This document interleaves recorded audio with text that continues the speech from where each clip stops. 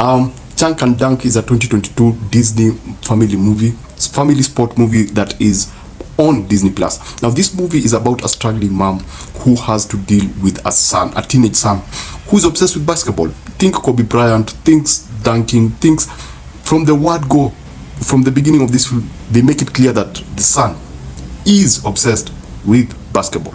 Now, what to like about this film? Number one, the editing. The editing is fantastic. It just drives the movie and gives it such a beautiful pace, because on the ground level, this is not a very interesting premise. Let's just be honest. It's familiar, we've seen it before, but the editing just gives it another punch, it gives it a vibe of it. It's very fast paced, let me put it that way, in terms of editing and pacing, and that makes it for a very interesting watch, especially in the first 20 minutes. The first 20 minutes was a struggle for me, because Chang as a character is not very interesting. I found him to be kind of boring. It felt like the actor was uncomfortable playing this part. It felt like the actor was actually a teenager. He didn't fit into this particular film.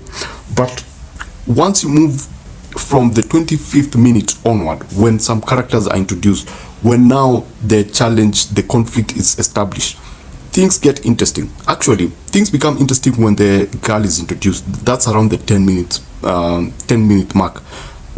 The love interest is introduced, and challenges starts coming up, and there's obviously the bully. There's obviously the coach who now tries to help Chang do something, and things actually just now pick up from that point. But what helps between those 20 minutes is the editing and the pacing. It's fantastic, and it's really, really, really well done.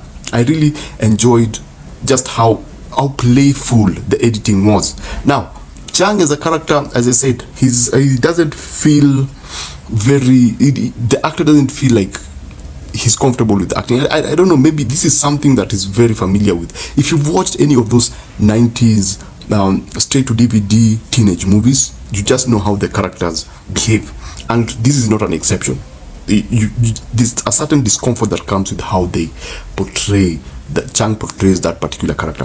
The mom is very convincing because she's given real world problems, and you can actually see how she's able to embody the character and fully flesh her out. She's so believable that you actually feel for her. Despite the fact that you know they're acting, you actually feel for her. Now, things get interesting, as I said, when the bully now is introduced and the conflict is introduced. That's when now we see Chang evolve, or the actor evolve into what he was supposed to play, or he becomes very interesting. Now, if you are on this channel, you know one of the most important things for us is the entertainment value factor.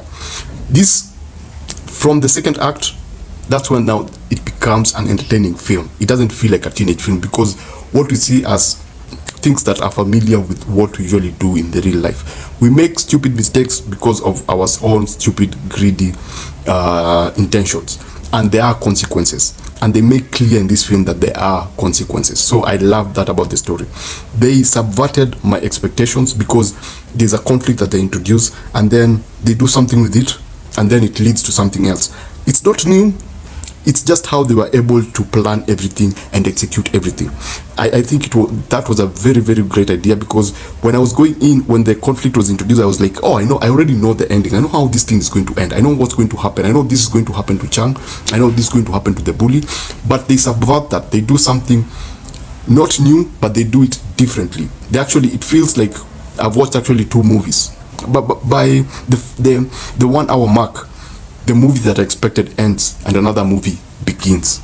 So this was a good time. I would give it a 3.5 out of 5. If you are all about big budget, you want Scorsese level directing, this is not for you. This is meant for teenagers, and they make it clear from the word go. Chang's room looks like a teenager's room. Chang's obsession with the love interest feels like a teenage movie. So this is geared towards teenagers. Mid and early teenagers, this is just for them. But if also it plays along if you're an adult and you have you're nostalgic about those 90s straight to DVD films. So yeah, thanks for watching. That was my short review, and see you on the next one.